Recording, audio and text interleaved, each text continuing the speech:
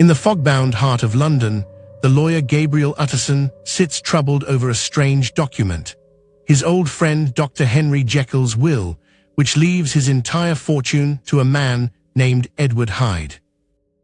Utterson has never met this Hyde, and something about the name fills him with unease. What could bind a respected physician so completely to a stranger of such an ugly reputation? Utterson resolves to find out. Dr. Henry Jekyll is admired throughout London, kind, brilliant, and generous. But privately he has long believed that every man harbors two natures, one dutiful and one depraved, locked together against their will. Convinced he can separate them, Jekyll has spent years compounding a secret drug in his private laboratory, one he believes will let him shed his respectable self and set his hidden appetites free without consequence to his good name. When Jekyll drinks his potion, he becomes Edward Hyde, smaller, younger, and repellent, a creature that seems to radiate evil at a glance. Freed of Jekyll's conscience, Hyde roams the London streets at night, indulging every cruel impulse. One night he tramples a small child underfoot in the street without breaking stride, feeling nothing but irritation at being stopped and questioned by outraged witnesses afterward. Alarmed, Utterson begins watching for Hyde himself and eventually corners him outside a shabby Soho building. He finds Hyde's presence inexplicably repulsive, as if deformity radiated from him without any single visible flaw. Utterson grows convinced that Hyde holds some terrible power over Jekyll, perhaps blackmailing him, and fears his friend is being slowly ruined by a connection he cannot yet understand.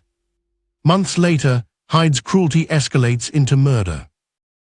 Encountering the kindly elderly gentleman Sir Danvers Keogh alone on a dark street, Hyde flies into an inexplicable rage and beats him to death with a heavy cane, then flees into the fog, leaving half the weapon shattered on the stones beside the body. The killing shocks all of London and confirms Utterson's worst fears about the creature bound to his friend. Horrified by what Hyde has done in his body, Jekyll destroys the last of his potion and vows never to become Hyde again. For 2 months, he lives virtuously, resuming his charitable work and old friendships, believing he has locked the monster away for good.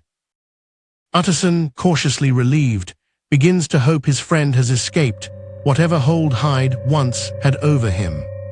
But sitting peacefully on a park bench one afternoon, Jekyll feels a wave of nausea and looks down to find Hyde's small clawed hand where his own should be.